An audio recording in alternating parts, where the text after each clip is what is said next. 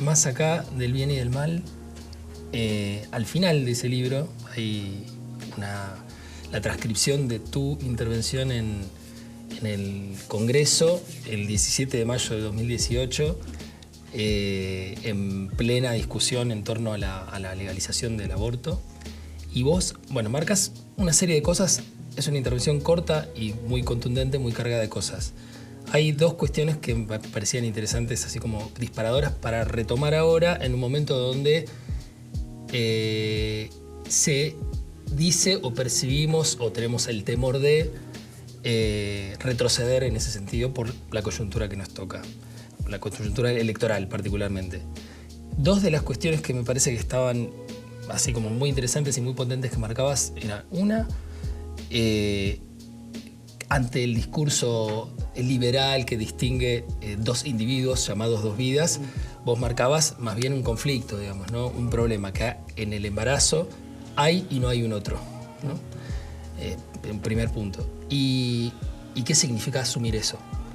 Asumir esa condición. Y por otro lado, la distancia entre derecho y experiencia, ¿no? Es decir, conquistar un derecho, ¿a qué velocidad va respecto de bueno, la experiencia concreta, las redes concretas existentes, etcétera? Y bueno, ¿y dónde estamos ahora respecto de eso? Sí.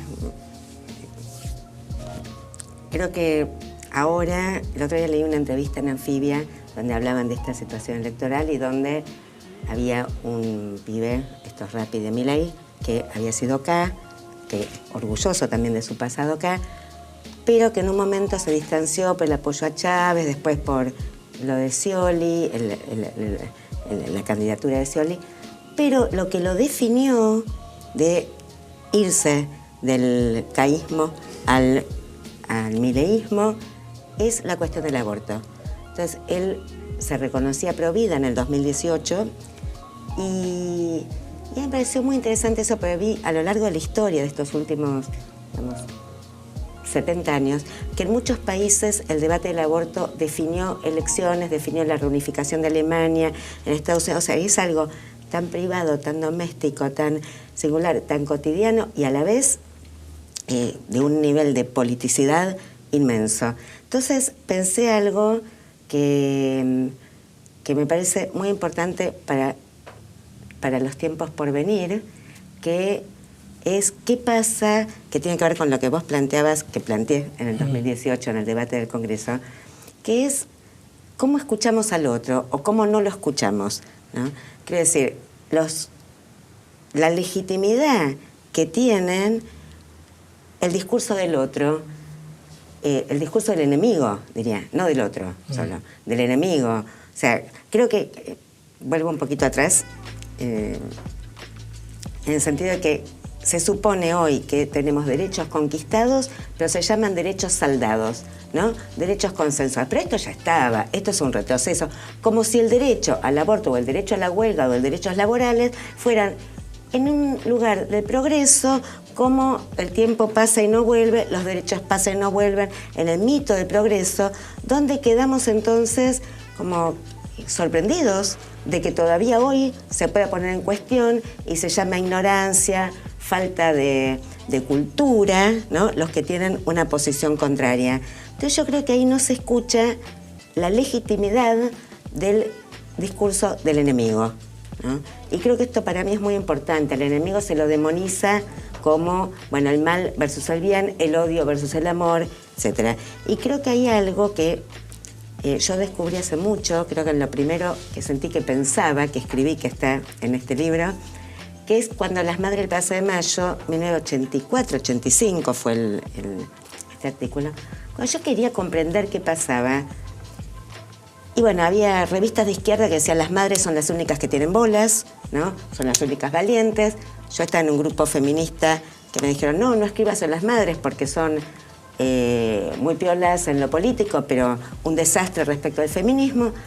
Hasta que encuentro un texto de un editorial del diario La Nación, donde dice, las Madres de Plaza de Mayo ejercen un terrorismo sentimental.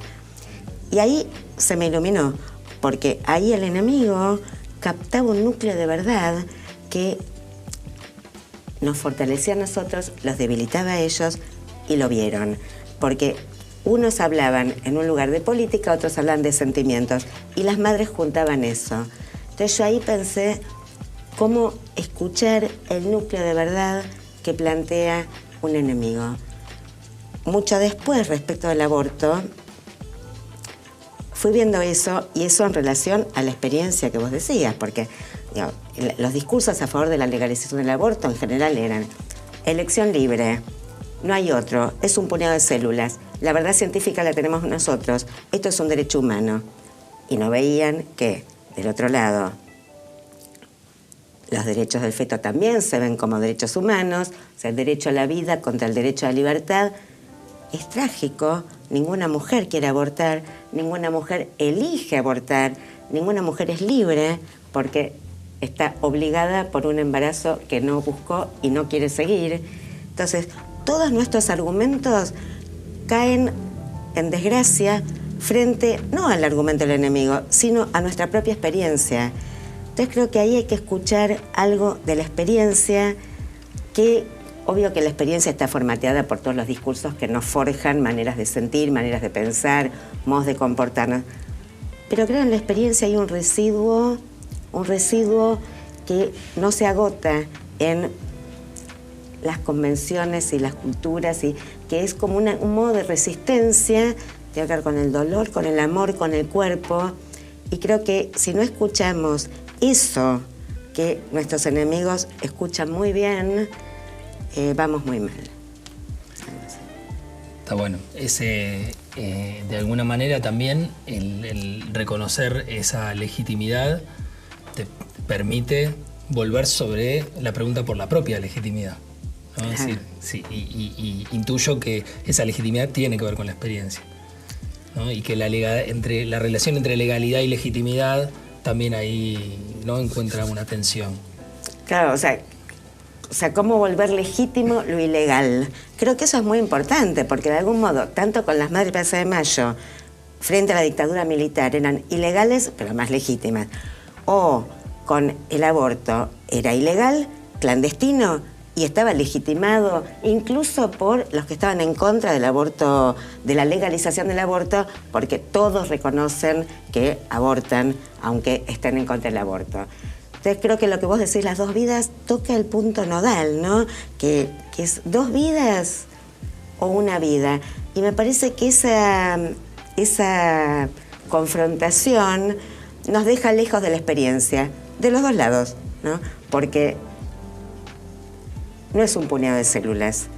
Hay dos vidas, no sé, en algún sentido sí. Ahora, no es lo mismo para nadie matar a una persona que ha nacido que abortar, que ni siquiera está puesto en el Código Penal el aborto como dentro del matar a otro.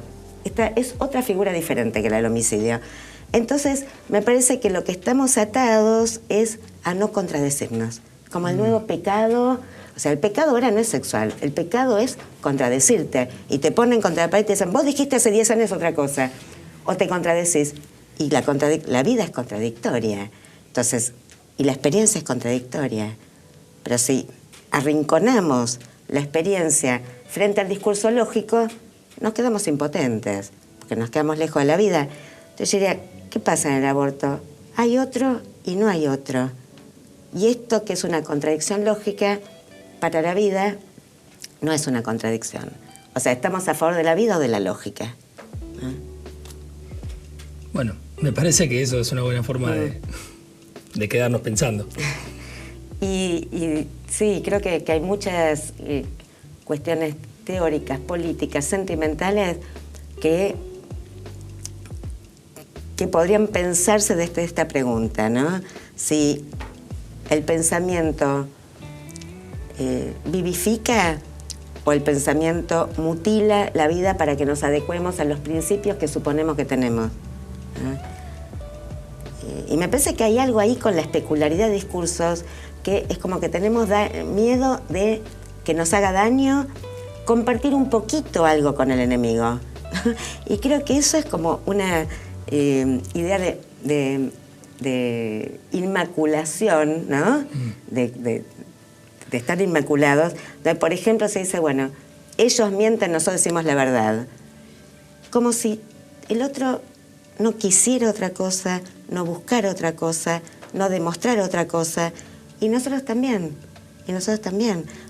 Uno puede demostrar lo que quiere. Hay gente que demuestra, ya lo estamos viendo ahora en Argentina, que son otros derechos conquistados que se suponía que estaban saldados, ¿no? Saldados quiere decir liquidados como conflicto. Y todo se puede demostrar, que Auschwitz no existió, que los desaparecidos estaban en España, ¿no? Y también se puede demostrar que el feto es un ser humano, que el feto no es un ser humano.